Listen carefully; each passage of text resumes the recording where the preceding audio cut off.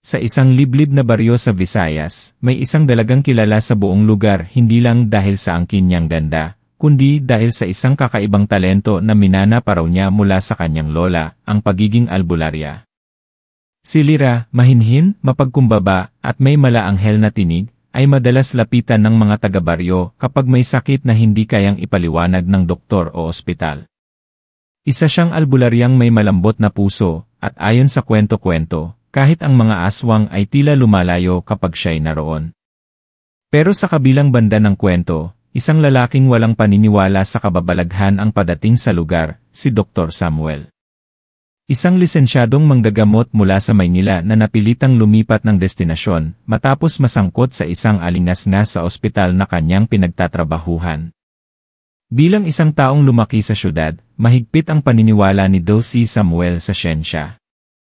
Para sa kanya, walang bisa ang orasyon, langis, at halamang gamot. Lahat ng iyon, sabi niya, ay pawang kathang-isip lang ng mga taong takot sa katotohanan. Nang marating niya ang baryong iyon upang maglingkod bilang bagong doktor ng Rural Health Unit, agad niyang naramdaman na iba ang lugar. Tahimik pero tila laging may nagmamasid. Ang mga mata ng mga tao'y tila may mga lihim na itinatago. At higit sa lahat, madalas niyang marinig ang pangalan ni Lyra, ang albularyang sinasabing mas mahusay pa raw kaysa sa isang propesyonal na doktor. Sa una, hindi ito pinansin ni Dr. Samuel. Inisip niya na bahagi lang ito ng lokal na kultura, at natural lang na may ganitong paniniwala ang mga taga-baryo. Pero hindi nagtagal, napansin niya ang isang kakaibang pattern, bawat pasyenteng dapat sana'y magpapatingin sa kanya, ay mas pinipiling pumunta kay Lyra. At mas nakakagulat pa, mabilis silang gumagaling. May mga sugat na tila kusang nagsasara, may lagnat na hindi na kailangang gamutin ng gamot, at may mga batang dati palaging sinasapian na ngayon ay normal nang nakakapag-aral. Isang araw, hindi niya napigilang magtanong sa isang matanda sa baryo. Bakit hindi kayo nagpapatingin sa health center? Tanong niya. Ang sagot ng matanda, hindi po sa ayaw namin, Dok. Pero mas gumagaan ang pakiramdam namin kay Lyra. Parang may mahika sa kanya. Doon nagsimulang magtanong-tanong si Dr. Samuel tungkol kay Lyra. Lalo siyang naging interesado, hindi lang dahil gusto niyang patunayan na mali ang paniniwala ng mga tao, kundi dahil unti-unti, nagiging curious na rin siya sa mismong dalaga. Nang sa wakas ay nag-cruise ang kanilang landas, hindi niya inaasahan ang makikita. Si Lyra ay hindi mukhang isang tipikal na albularya. Bata pa ito, marunong magsalita ng maayos, at may malalim na pag-unawa sa kalikasan at damdamin ng mga tao. Nang makita niya ito sa unang pagkakataon, tila may kakaibang init na dumaan sa kanyang dibdib. Parang may lihim na hindi niya maipaliwanag. At sa mga mata ni Lyra, tila may nakatagong lungkot, parang may bigat na kinikimkim. Habang lumilipas ang mga araw, naging mas madalas ang kanilang pagkikita. Hindi sinasadya, pero tila laging may dahilan para mag-cruise ang kanilang mga landas, sa palengke, sa bukirin, o minsan sa tabi ng ilog kung saan namumulot ng halamang gamot si Lyra. Unti-unting nabubuo ang isang koneksyon. Si Dr. Samuel, na dating puno ng pagdududa, ay nahuhulog sa albularyang sinasabing may koneksyon sa mga nilalang ng dilim. Pero sa likod ng ganda at kabaitan ni Lyra, may isang lihim na matagal na niyang tinatago, isang sumpang hindi niya mapagtagumpayan. Ayon sa kanyang lola, hindi lang basta dugo ng albularya ang dumadaloy sa kanyang mga ugat. May mas malalim pa. May bahagi ng kanyang pagkatao na hindi niya kayang kontrolin. Isang bahagi na nagsisimulang gumising tuwing bilog ang buwan. At ito ang dahilan kung bakit lumalayo siya sa pag-ibig. Dahil ang sinumang magmamahal sa kanya ay nasa panganib. Hindi ito alam ni Dr. Samuel. Sa kanyang paningin, si Lyra ay isang pambihirang babae na kayang balansihin ang tradisyon at pag-aalaga sa kapwa. Ngunit sa likod ng mga ngiti ni Lyra, ay ang takot na baka dumating ang araw na matuklasan ng doktor ang kanyang tunay na pagkatao, ang isang lihim na maaaring bumaliktad sa buhay ng lalaki. Hanggang isang gabi may batang nawala sa kabubatan. Isang batang lalaki na sinasabing nakita raw huling kasama si Lyra. Agad na kumalat ang bulong-bulungan na baka raw hindi basta tao si Lyra, na baka may kinalaman siya sa pagkawala ng bata. Doon na nagsimulang matuklasan ni Delphi Samuel ang mga detalyeng matagal nang itinatago sa kanya. At sa kanyang pag-uusisa, mas marami siyang natuklasang kwento, tungkol sa mga nawawalang hayop, mga bangkay ng hayop na natagpuan sa gubat, at mga panaginip ng mga bata na nagpapakita ng isang babae na may pulang mata. Naging magulo ang kanyang damdamin. Mahal ba talaga niya si Lyra, o nadadala lang siya sa misteryo nito? At kung sakaling totoo nga ang mga balitang may halimaw na anyo si Lyra, kakayanin ba niyang tanggapin ito? Pero bago pa man niya masagot ang mga tanong sa kanyang isipan, isang gabi ng kabilugan ng buwan, isang matinding pangyayari ang yayanig sa buong baryo. Isang gabi na magbabago hindi lang ang paningin ni Delphi Samuel sa mga albularya, kundi pati na rin ang kanyang paniniwala sa mga nilalang na dati akala niya ay kathang-isip lamang. At dito magsisimula ang mas malalim na bahagi ng kwento, ang pagmamahalan sa pagitan ng isang taong naniniwala sa siyensya, at ng isang nilalang na bahagi ng mundong hindi niya maintindihan. Ano ang tunay na katauhan ni Lyra? At sa oras na matuklasan ni Delphi Samuel ang buong katotohanan, pipiliin ba niyang manatili o tuluyang lalayo? Abangan ang susunod na bahagi ng kwento, kung saan ang puso ay susubukin, at ang katotohanan ay maaaring mas nakakatakot pa sa alamat. Matapos ang gabi ng kabilugan ng buwan, tila nanahimik ang buong baryo. Parang may bumalot na takot sa hangin. Ang mga tao, tahimik. Walang gustong magsalita tungkol sa batang nawawala. Pero ramdam ni Delphi Samuel na may alam sila. Parang may gustong ipagtanggol o baka may gustong itago. At sa gitna ng katahimikang yon, isang pangalan pa rin ang paulit-ulit na binubulong ng ilan, Lyra. Hindi makatulog si Delphi Samuel. Bumabalik-balik sa isip niya ang huling beses na nakita niya si Lyra. Mag-isa ito, may hawak na basket ng mga dahon, at parang may iniwasan sa kabubatan. Napansin niya rin ang pamumutla nito at ang paminsan-minsang pananakit ng ulo. Parang may iniindang hindi niya maintindihan o ayaw niyang ipaunawa. Gustong-gusto niyang kausapin si Lyra, pero tila lumalayo ito sa kanya.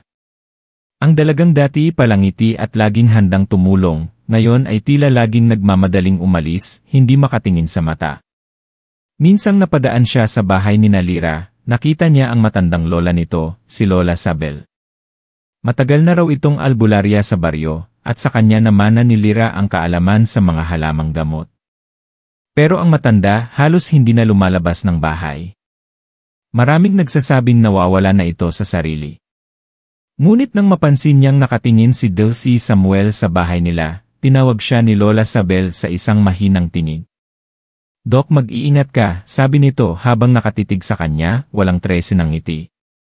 Hindi lahat ng may kagalingan ay ligtas mahalin.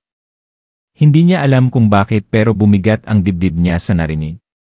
Lalong lumalim ang kuryosidad niya. Ano ba talaga ang tinatago ng maglola? Ano ang totoo sa mga kwento tungkol kay Lyra? Totoo bang may koneksyon siya sa mga aswang, o isa lang ba itong lumang kwento ng takot at pamahiin? Sinimulan niyang usisain ang ilang matandang residente ng baryo. Sa una, ayaw nilang magsalita. Pero nang makaramdam sila ng pagtitiwala kay Delphi Samuel, unti-unti nilang ibinahagi ang mga alaala. May nagsabing nakita raw noon si Lyra na nakatayo sa ilalim ng puno ng balete habang umiiyak. May isang magsasaka naman na minsang nakakita raw sa kanya sa gitna ng gubat, tila may hawak na dugo ang hayop. Pero walang makapagpatunay. Lahat puro kwento. Puro bulong. Ngunit isa ang tono, may kakaiba kay Lyra, at ang katotohanang iyon ay matagal nang tinanggap ng baryo bilang isang lihim na hindi dapat binubuksan. Samantala, sa kabilang banda ng baryo, patuloy ang paghahanap sa batang nawawala. Kasama si Delphi Samuel sa ilang mga voluntaryo, kahit alam niyang tila wala nang balak ang iba na ipagpatuloy ang paghahanap.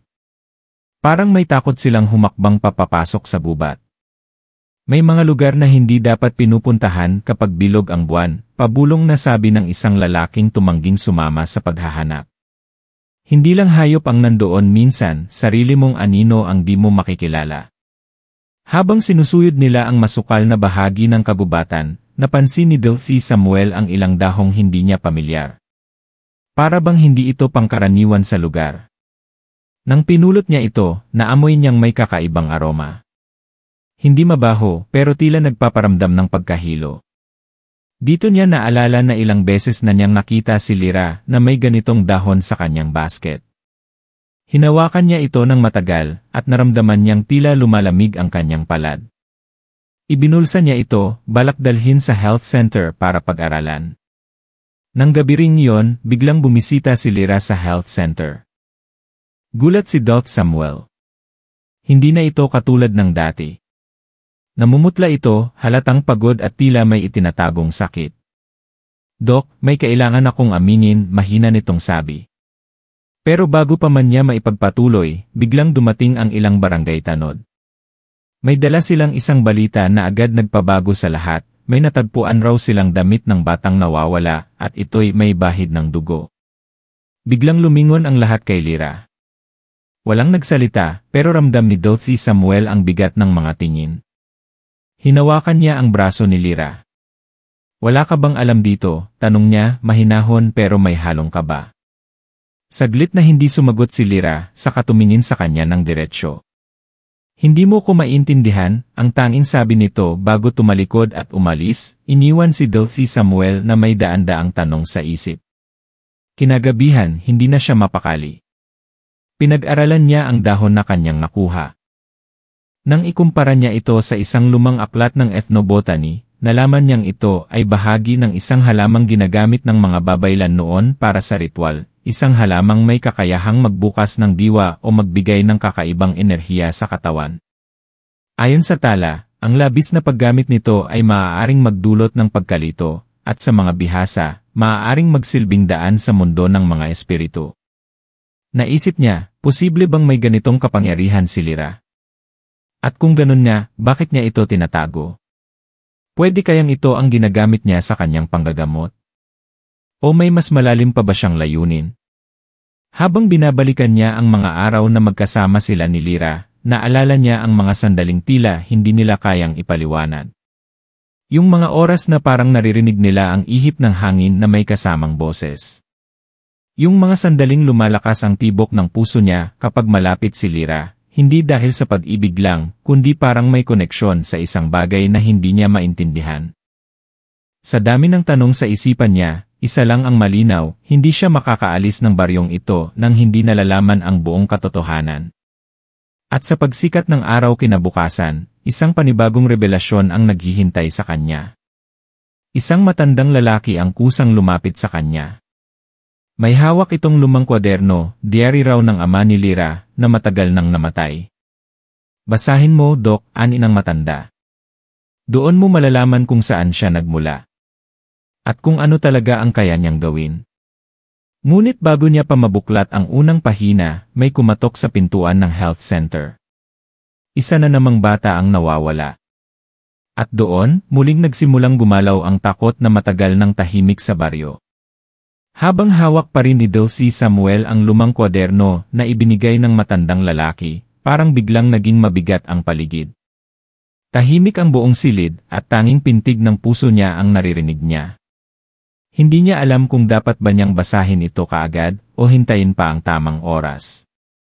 Pero sa gitna ng takot at pagdududa, nanaig ang kanyang kagustuhang malaman ang katotohanan. Dahil alam niyang sa bawat araw na lumilipas, palala ng palala ang mga nangyayari sa baryo. Isa na namang bata ang nawala at parang nauulit ang parehong senaryo. Bumalik siya sa loob ng silid, inilatag ang kwaderno sa mesa, at marahang binuklat ang unang pahina. Ang sulat ay medyo kupas na, ngunit malinaw pa rin. Dito nagsimulang mabuo ang ibang mukha ng kwento, mula sa pananaw ng ama ni Lyra. Sa bawat pahina, unti-unting lumilitaw ang mga detalye ng kanilang pamilya. Ayon sa diary, ang ina ni Lyra ay hindi taga-baryo. Isa raw siyang estrangherang babae na isang gabi natagpuan ng ama ni Lyra sa tabing ilog, sugatan at tila wala sa sarili. Inalagaan niya ito hanggang sa ito ay muling gumaling. Ngunit habang tumatagal, napansin niya ang mga kakaibang bagay, ang babae hindi tumatanda, hindi nagkakasakit, at tuwing bilog ang buwan ay naglalaho ng ilang oras. Dito rin niya nalaman na may lahing engkantada ang ina ni Lyra, ayon sa mga lihim na ibinunyag nito bago sila tuluyang nagpakasal. Pero sa halip na takbuhan, tinanggap ito ng ama ni Lyra, hanggang sa ipinanganak nga ang batang si Lyra, isang anak ng tao at nilalang ng kalikasan. Isang nilalang na may kakayahang makita ang hindi nakikita, at gamutin ang hindi kayang ipaliwanag ng medisina. Habang binabasa niya ito, lalong lumalim ang pagkalito ni Dosey Samuel. Hindi na lang ito basta kwento ng albularya at doktor. Isa na itong kwento ng dugo, lahi, at kapangyarihang pinagmulan ng misteryo sa buong baryo. Sa bawat pahinang binubuksan niya, mas lumalakas ang hinala niyang si Lyra ang susi sa lahat ng kababalaghan, sa mga biglaang paggaling, sa mga batang nawawala, at sa malamig na ihip ng hangin tuwing 10 oras ng gabi. Ngunit habang nakatutok siya sa diary, may kumatok sa pinto. Si Mang Kaloy, isa sa mga pinakamatagal ng residente ng baryo. "Dok," mahina nitong sabi, "may nakita kami sa tabi ng sapa." Yung palda ng batang nawawala. Nandun din si Lyra. Biglang kinabahan si Dosey Samuel. Paano siya nandoon? Anong ginagawa niya roon? Tanong niya. "Hindi ko alam, Dok," sagot ni Mang Kaloy. Pero nang makita niya kami bigla siyang tumakbo. Parang takot na takot. Hindi na nag-aksaya ng oras si Dosey Samuel. Dali-dali siyang lumabas at sinundan ang direksyon papunta sa sapa. Sa kanyang pagdating doon, malamig na ang hangin at halos wala ng araw. Wala na si Lyra, ngunit nakita niya ang palda ng bata, may bahid ng putik at tila mga gasgas. Sa gilid nito, may mga yapak ng paa, maliliit at tila nagmamadali. Agad siyang lumuhod at sinuri ang paligid. Hindi niya alam kung dapat ba siyang matakot o malungkot. Parang unti-unting nilalamon ng kadiliman ang baryo, at siya na lang ang hindi sumusuko sa paghahanap ng liwanag. Samantala, sa kabilang bahagi ng baryo, isang grupo ng kabataan ang nagkukwentuhan sa ilalim ng puno. Isa sa kanila, si Marco, ay may sariling karanasan tungkol kay Lyra. "Alam niyo ba," sabi niya, "isang beses, nakita ko si Lyra sa likod ng bahay namin, parang may binubulong sa hangin. Tapos, biglang umulan kahit tirik na tirik ang araw." Hindi siya pinaniwalaan ng iba noon, pero ngayon, tila natutulad na ang mga kwento. Habang lumalalim ang gabi, parami na ng parami ang nagdududa kay Lyra. Pero para kay Dosey Samuel, hindi pa sapat ang mga naririnig niya. May bahid ng katotohanan, pero may kulang. Ayaw niyang husgahan si Lyra. Ayaw niyang paniwalaan na isa siyang masama o delikado. Pero sa kabilang banda, hindi rin niya maalis sa sarili ang takot. Lalo na't naiipit siya sa pagitan ng dalawang mundo, ang mundo ng siyensya at ang mundo ng hindi niya maintindihan. At habang patuloy ang gabi, may isang tanong na paulit-ulit na bumabagabag sa isip niya, kung totoo nga ang lahat ng ito, hanggang saan siya kayang dalhin ng pagmamahal niya kay Lyra. Sumapit ang gabi at muling bumalot ang katahimikan sa baryo. Hindi karaniwang tahimik, ito'y uri ng katahimikang tila may bumabalot na takot sa paligid. Kahit ang mga aso, hindi kumakahol. Ang mga matatanda, maagang nagsasara ng bintana. Wala ni isang bata sa kalsada. Para bang lahat ay naghihintay sa kung anong masama na darating. At sa gitna ng lahat ng iyon, si Dosey Samuel ay hindi mapakali. Nasa loob siya ng health center, hawak pa rin ang lumang diary. Paulit-ulit niyang binabasa ang huling bahagi. Kapag dumating ang 11 kabilugan ng buwan, matapos ang 18 kaarawan ni Lyra, magpapasya ang kapangyarihan kung saan siya papanig. Hindi niya maintindihan ang kahulugan nito. Pero isang bagay ang sigurado, malapit na ang petsang tinutukoy. Ayon sa mga tala, ngayong gabi na ang 11 bilog ng buwan. At kung tama ang pagkakaintindi niya, isang malalim at delikadong pagbabago ang maaaring mangyari kay Lyra. Biglang bumukas ang pinto ng health center. Si Aling Rosa, ang isa sa mga pinakarespetadong matrona ng baryo, ay halos hindi makahinga sa pagod. "Dok, may nakita raw sa may gulod. Isang anino. Hindi tao. Hindi hayop." Nanginginig ang kanyang boses. At si Lyra, wala raw sa bahay nila. Nawawala na naman siya. Nagmamadaling lumabas si Dosey Samuel. Kinuha niya ang flashlight, ang diary, at ang piraso ng halamang nakita niya dati kay Lyra. Sa kanyang puso, naroon pa rin ang pag-asang mali ang hinala ng lahat. Na baka may masamang puwersang nagtatago at ginagamit lang ang pangalan ni Lyra. Pero habang papalapit siya sa gulod, nararamdaman niyang unti-unting bumibigat ang hangin. Parang may bumubulong sa hangin, mahina ngunit malinaw. Samuel, huwag kang lalapit. Sa may gulod, nakita niya ang ilang residente, nakatayo pero hindi nagsasalita. Lahat sila ay nakatitig sa iisang direksyon, ang makapal na gubat sa likod ng mga punong kahoy. Wala pa rin si Lyra, sabi ni Mang Kaloy. Pero may naririnig kaming boses. May nagdarasal, may umiiyak. Nagtaka si Dulcie Samuel. Hindi ba't yan ang ginagawa ng isang albularya?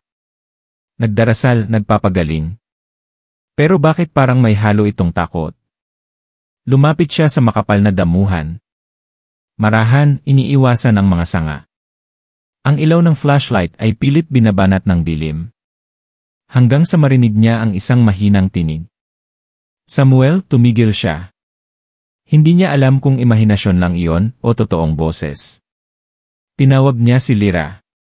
Walang sumagot. Pero maya-maya, isang malamig na ihip ng hangin ang dumaan sa kanyang likuran, sapat para manginig siya sa kilabot. At sa pinakagitna ng clearing, nakita niya si Lyra. Nakaupo sa lupa, basang-basa ng pawis, nanginginig. Sa harap niya, may mga halamang nakalatag, at isang batya ng tubig na tila may itim na usok na lumulutang. Napaluhod si Dulcie Samuel sa gilid. Lyra! Anong ginagawa mo dito? Hindi sumagot si Lyra. Nakapikit lang ito at humahawak sa dibdib na parang may kinakalaban sa loob. Umalis ka, mahinang sabi nito. Hindi mo naiintindihan, hindi mo dapat makita to, pero bago pa siya makapagsalita ulit, biglang lumiwanag ang paligid. Bumuka ang ulap at tuluyang lumabas ang buong buwan, bilog na bilog. At doon niya nakita nagbago ang mukha ni Lyra. Hindi ito naging halimaw, hindi rin ito pangkaraniwan. Pero parang may ibang anyo, ibang aura. Ang kanyang mga mata, tila may kulay na hindi niya maipaliwanag. At ang hangin, biglang bumigat. Dahan-dahang tumayo si Lyra, hawak pa rin ang kanyang dibdib. Kung totoo ang lahat ng sinasabi ng lola ko, mayong gabi ako pipili. Kung mananatili akong Lyra na kilala mo o kung yayakapin ko ang kapangyarihang isinumpa ng lahi namin. Tumulo ang luha sa kanyang pisngi. At kung pipiliin ko man yon, baka wala ng Lyra bukas. Nakatitig si Dulcie Samuel sa kanya. Gusto niyang yakapin ito, pigilan, o kahit man lang hawakan ang kamay nito. Pero ang katawan niya ay tila na paralisa ng takot at pagkalito. Sa mga mata ni Lyra, may galit, may kirot, at may pagmamahal.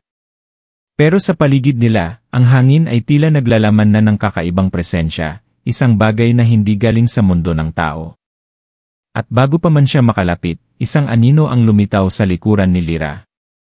Isang nilalang na hindi niya kayang ilarawan, parang tao, pero hindi. Parang galing sa panaginip, pero naririto. Nagtititigan silang dalawa. At sa sandaling iyon, alam ni Dulcie Samuel, ang lahat ng kanyang paniniwala, ang lahat ng kanyang itinuro, ay unti-unting nawawala sa harap ng isang katotohanang hindi niya kayang ipaliwanag. At sa mismong saglit na iyon, napagtanto niyang ang tanong ay hindi na kung mahal pa ba niya si Lyra. Ang tanong na ngayon ay handa ba siyang tumapak sa mundo na hindi niya naintindihan, alang-alang sa babaeng hindi niya kayang iwan. Ngunit bago pa man siya makapagdesisyon, muling umihip ang hangin. Muling nagdilim ang langit. At ang susunod na mangyayari ay siyang magtatakda ng tadhana ni Lyra. Sa muling pagdilim ng langit, naramdaman ni Dulcie Samuel ang biglaang pagbabago sa paligid. Ang hangin, kanina'y malamig lang, ngayon ay tila may dalang saksak sa balat. Ang mga dahon sa paligid ay sabay-sabay na nag-ingay, para bang may paparating. At ang nilalang na nasa likod ni Lyra, unti-unting umuusad paabante. Hindi ito naglalakad. Hindi ito gumagalaw sa paraang alam ng tao. Parang umaagos sa ere. Isang anyo na tila nilikha mula sa mismong dilim ng gabi. Lyra, sigaw ni Dulcie Samuel, ngunit hindi na siya nilingon ng dalaga. Nanatili itong nakatayo, tila lumalaban sa sarili. Nanginginig ang kanyang mga kamay, at ang mga halamang nakalatag sa harapan niya ay unti-unting natutuyo na para bang may sumisipsip ng lakas mula sa kanila. Sa loob ng ilang segundo, tahimik ang lahat. Hanggang sa biglang nagsalita ang nilalang. Panahon na, bulong nito. Malalim, parang nagmumula sa ilalim ng lupa. Hindi ka na pwedeng tumakas. Dito na nagkaroon ng biglaang kabig ang kwento. Mula sa likod ng mga punong kahoy, may dumating na dalawang matanda, ang isa ay si Lola Sabel, at ang isa, isang lalaking ngayon lang nakita ni Dosi Samuel. Matangkad, maputi ang buhok, at may dalang baston na may ukit ng sinaunang simbolo. Hindi pa tapos ang pagbabantay namin, sabi ng matanda. Hindi ka pa ang magpapasya, Lira. Hindi ikaw lang. Nagkatinginan ang dalawang nilalang, ang isa sa dilim at ang matandang lalaki. Napansin ni Dosi Samuel na ang baston ng matanda ay umiilaw ng bahagya, parang sumisipsip ng liwanag mula sa buwan. Ako si Aponardo, sabi ng matanda, isa sa mga huling tagapangalaga ng panata. At ang dalang sumpa ni Lira ay hindi niya kasalanan, kundi bunga ng sirang kasunduan ng dalawang mundo. Nanlaki ang mata ni Dosi Samuel. Anong kasunduan? Tanong niya. Bakit siya ang pinipilit niyong bayaran ang pagkakamaling hindi naman niya pinili? Tahimik si Aponardo sa ilang saglit. Dahil ang kanyang ina tumakas sa amin. At ang ama niya nilabag ang isang batas ng mga tagapangalaga. Pinagtagpo nila ang dalawang dugong hindi dapat maghalo. Tumalikod ito at hinarap ang nilalang sa dilim. Ngayon, dumating na ang araw ng pagtimbang. Ang dilim ay kukuha kung hindi pipili ang liwanag. Lalong bumigat ang hangin. Si Lira, nanginginig pa rin, ay napaupo sa lupa. Tumutulo ang luha niya habang hinahawakan ang kanyang dibdib. Ayoko nang mamili, sabi niya. Gusto ko lang maging normal. Gusto kong magmahal nang hindi ako tinatakot ng anino. Gusto ko lang ng tahimik na buhay. Napatingin siya kay Dosi Samuel, at sa paningin nila sa isa't isa, may malinaw na koneksyon. Isang damdaming hindi kayang baguhin ng anuman, kahit ng mga lihim o ng takot. Pero bago pa man siya makalapit, biglang umalulong ang isang hayop mula sa loob ng gubat. Sunod-sunod. Para bang may buong grupo ng nilalang na gumigising mula sa kanilang tago. Mula sa dilim, lumabas ang tatlong nilalang na kagaya ng una, mapupula ang mata, mahahaba ang mga daliri, at tila amoy kamatayan. Tumigil sila sa harap ni Lira, pero hindi sila sumalakay. Nag-antay sila ng utos. Parang may sinusunod silang batas. Kung hindi mo pipiliin ang aming mundo, bulong ng isa, kukuhanin namin ang mga mahina. Isa bawat buwan. Hanggang sa ikaw mismo ang sumuko. Biglang bumalik sa isipan ni Dosi Samuel ang mga batang nawawala. Bawat isa sa kanila parang tinarget. Hindi lang basta pagkawala. Para itong pagpaparamdam ng puwersa, paalala na may hinihingi silang kabayaran. Hindi si Lira ang dapat managot, sabi ni Dosi Samuel, naninikip ang dibdib sa galit at takot. Kung may kapangyarihan kayong hinahanap, sa akin nyo ibaling. Ako ang lumabag sa mga paniniwalan nyo. Ako ang dumating dito at pinakialaman ang hindi ko naiintindihan. Napangiti ang nilalang sa dilim. Hindi ikaw ang gusto namin, Doktor. Pero kung nais mong pumalit sa kapalaran ng isa, maaari. Samuel, huwag, sigaw ni Lira. Kapag ginawa mo yon, hindi ka na makakabalik. Ikaw, pabulong na tanong ni Samuel. Kaya mo ba silang labanan? Hindi siya sinagot ni Lira, pero nakita ni Samuel ang liwanag na pilit bumabalot sa katawan ng dalaga. Isang liwanag na pilit lumalaban sa dilim sa paligid niya. Hindi ako sigurado pero may tinuro sa akin si Lola. Nasa oras ng pinakamalalim na gabi ang puso ang tunay na magpapasya kung kanino kakabilang. Habang nagsasalita si Lira, napansin nilang unti-unting bumubuka ang lupa sa gitna ng clearing. Isang bilog na tila portal ang lumilitaw. Mula rito ay may malamig na hangin na bumabalot sa paligid. Isa itong pintuan papunta sa mundong dapat sana'y kinalimutan na. Sabi ni Aponardo, kapag binuksan na ang daan, wala nang balikan. Pipili ka, Lira. At kung pipili ka ng mundo ng tao, kailangan mong harapin ang dilang tatalikod sa iyo. Dilang, tanong ni Doc Samuel. Sino siya? Hindi sumagot si Aponardo. Pero sa gilid ng gubat, lumabas ang isang nilalang na mas malaki, mas madilim, at mas matanda sa lahat ng nakita nila. Ito na raw ang pinakamatandang aswang sa kanilang lahi. At ito ay ang tunay na ama ng lahi ng kadiliman. Si Dilang ang siyang hinihintay ng mga nilalang. At ang udyok niya kay Lyra ay hindi lang pagbalik, kundi pagmano at pagtanggap sa kapangyarihang hindi niya kailanman hiniling. At habang lumalapit ang halimaw na iyon, hawak-hawak ni Lyra ang puso niya, at ang tanong sa kanya ay malinaw, pupunta ka ba sa kanila, o lalaban ka para sa mundo na hindi handang tanggapin kung sino ka talaga?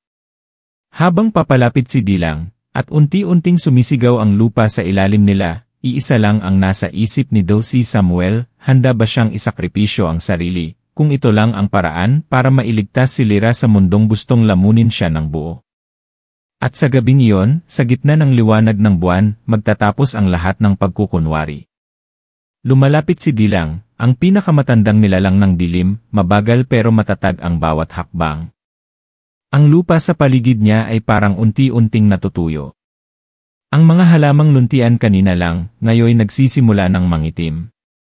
Si Lyra ay nananatiling nakatayo sa gitna ng clearing, nanginginig sa kaba pero matatag pa rin ang paninindigan. Sa harap niya, ang kanyang lola, si Aponardo, si Doc Samuel, at ang mga nilalang ng dilim, lahat naghihintay sa desisyong babago sa kanyang kapalaran. Lyra, bulong ni Dilang, dugo ko ang nananalaytay sayo. Tanggapin mo ang kapangyarihang karapat-dapat sayo. Kapag sumama ka sa amin, hindi ka na muling sasaktan, hindi ka na muling matatakot.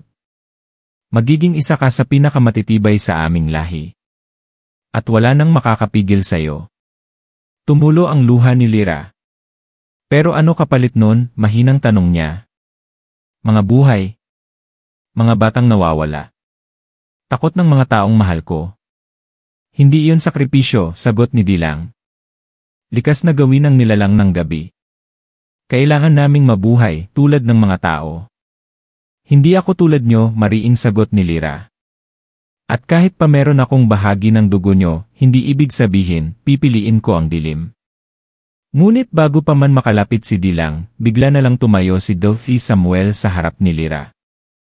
Hawak-hawak niya ang baston ni Aponardo na naipasa sa kanya, habang nakikipag-usap si Lyra. Kung kailangan niyong kumuha ng kapalit, ako na lang. Malinaw ang boses niya, hindi nanginginig. Ako ang tumawid sa mundong ito, ako ang sumira ng balanse. Kung may dapat kayong kunin, kunin niyo ako. Gumulong ang katahimikan sa buong gubat. Maging ang mga nilalang ng dilim ay napatingin sa isa't isa. Hindi sila sanay sa ganitong klaseng sakripisyo mula sa tao. At si Lyra, nanlaki ang mata, Samuel, hindi. Hindi mo alam kung ano ang sinasabi mo. Alam ko, sagot ni Samuel habang lumalapit pa sa gitna. Mahal kita. At kung sa ganitong paraan lang kita maililigtas, handa akong mawala. Sa isang iglap, sumugod si Dilang, parang alon ng itim na usok.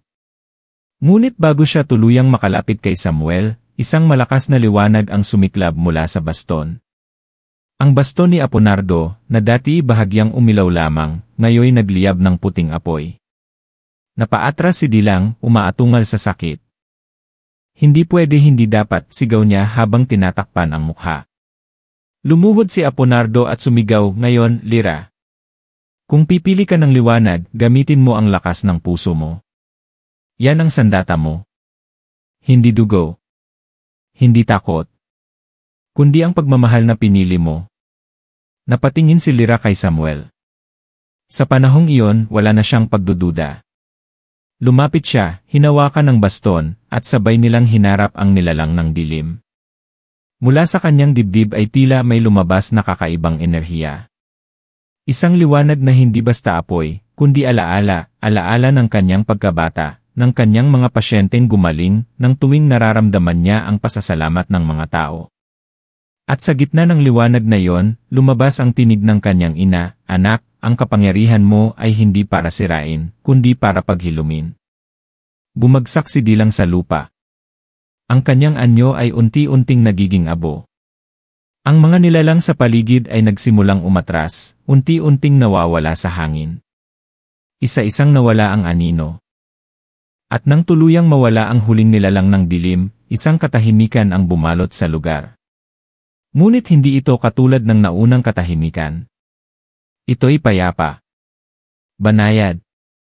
Nang humupa ang liwanag, napaupo si Lyra. Si Samuel, sugatan ngunit buhay, ay agad siyang nilapitan. Tapos na, sabi ni Samuel. Tapos na ang takot. Si Aponardo ay tahimik lang na nagmasid, ngumiti ng bahagya at saka marahang umalis pabalik sa kabubatan. Para bang alam niyang tapos na ang kanyang tungkulin. Sa mga sumunod na araw, bumalik ang sigla ng baryo. Natagpuan ang mga batang nawawala, hindi sugatan, hindi rin natakot, kundi tila iningatan sa isang panaginip. Lahat sila ay muling nakabalik sa kani-kanilang pamilya. Wala ni isa ang nakakaalala kung saan sila dinala. Pero sa bawat isa, may isang tanong, sino ang nagligtas sa kanila?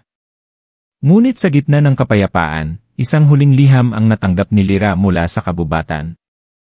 Isang lumang piraso ng dahon, may ukit sa sinaunang wika. Nang isinalin ito ni Aponardo bago siya tuluyang lumisan, may isang mensahe, ang dilim ay hindi kailanman lubos na nawawala. Ito ay naghihintay lamang ng panibagong daan. Muling tumahimik si Lyra. Alam niyang ang laban ay hindi lubos na tapos. Sa kanyang katawan, nanatili ang kakaibang lakas, hindi na galing sa takot, kundi sa pagpili. Pinili niya ang liwanag, pero dala pa rin niya ang aninong minana sa ina. Hindi niya kailangang itago yon.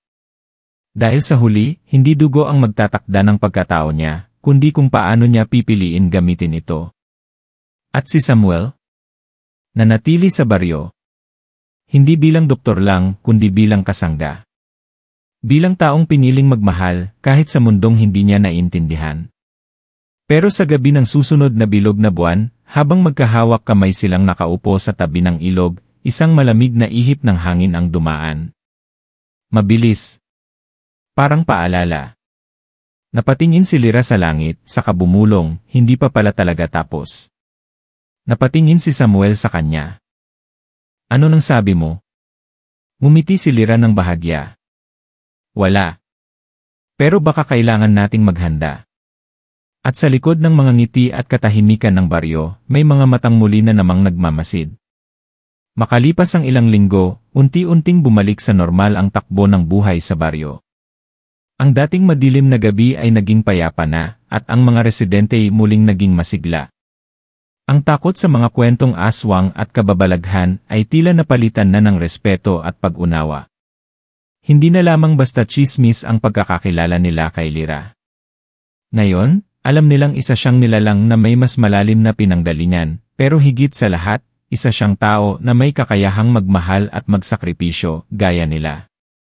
Si Samuel ay nanatili sa baryo, hindi na bilang isang tagalungsod na napadpad, kundi bilang bahagi ng komunidad. Ginawa niyang misyon ang pagpapalakas ng ugnayan sa pagitan ng modernong medisina at tradisyonal na kaalaman. Nakipag-ugnayan siya kay Lyra sa bawat konsultasyon, siya sa siyensya, si Lyra sa damdamin at kalikasan. Magkasama silang gumagamot, magkasama sa paglilingkod. Ang health center ay nagkaroon ng bagong silid, isang maliit na kwarto na puno ng halamang gamot, bote ng langis, at mga aklat ng lumang kaalaman. Sa dingding nito nakasabit ang baston ni Aponardo, isang paalala sa lahat ng nangyari at sa mga aral na iniwan. Hindi ito ginagamit pero nananatiling naroon para bang bantay sa pagitan ng dalawang mundo. Ang mga batang dating nawawala ngayon ay masigla at aktibo. Isa sa kanila, si Tonton, ay madalas na magpunta kina Lyra para tumulong sa pag-aalaga ng mga halaman. May pagkakataong, habang nagbubungkal sila ng lupa, napapansin ni Lyra na may kakaibang koneksyon ang bata sa lupa at hangin. Hindi niya muna ito pinapansin, pero sa loob-loob niya, alam niyang may mga susunod pa sa kanyang yapak, mga bagong tagapangalaga ng balanse. Isang araw, habang magkasama silang nag-aalmusal ni Samuel sa tabi ng ilog, napag-usapan nila ang gabing huli nilang hinarap si Dilang. Kung hindi mo ako pinigilan baka hindi na kita nakasama ngayon, sabi ni Lyra habang nakatingin sa agos ng tubig. Kung hindi mo ako pinili, sagot ni Samuel, baka hindi mo rin nakita ang lakas mo. Napangiti si Lyra. Sa dami ng pinagdaanan natin, hindi ko na siguro kailanman matatakasan ang katotohanang hindi ako normal. Pero ngayon, tanggap ko na. Hindi ko kailangang itago ang buong pagkatao ko. At hindi ko kailangang mamili sa pagitan ng dalawang mundo. Ang mahalaga, ginagamit ko ito sa tama. Ang tunay na lakas, dagdag ni Samuel, hindi galing sa kapangyarihan o dugo. Galing yon sa pagpili mong maging mabuti, kahit pwede kang hindi maging isa. Habang lumilipas ang mga araw, nagsimula nang magsulat si Lyra ng sarili niyang talaan, isang bagong aklat na paglalagyan niya ng mga kaalaman, karanasan, at panibagong orasyon. Hindi ito tulad ng lumang diary ng kanyang ama. Ito ay kwento ng babae na pinili ang liwanag, kahit galing siya sa dilim. Samantala, may mga bagong mukha na dumating sa baryo, mga estudyanteng nais matuto ng tradisyonal na panggagamot, mga batang naniniwala sa koneksyon ng katawan, kalikasan, at kaluluwa. Isa-isang lumapit sila kay Lyra at kay Doth Samuel, humihingi ng kaalaman at gabay. At sa bawat turo, muling nabubuhay ang kasaysayan, pero ngayon ay may pag-asa, hindi takot. Ngunit kahit mukhang payapa na ang lahat, hindi pa rin lubusang nawala ang paalala ng kabubatan. Tuwing bilog ang buwan, nararamdaman pa rin ni Lyra ang kakaibang kabog sa kanyang dibdib. Hindi ito takot, kundi alaala. Para bang may nanonood pa rin mula sa malayo, hindi na para sumalakay, kundi para maghintay. Baka para ipaalala na ang balanse ay hindi basta natatapos. Kailangang bantayan, kailangan ng panata. At si Samuel, sa kabila ng lahat, ay nanatiling matatag sa tabi ni Lyra. Hindi niya kailanman lubos na naintindihan ang kabuuan ng mundo ng mga nilalang gaya ni Dilang.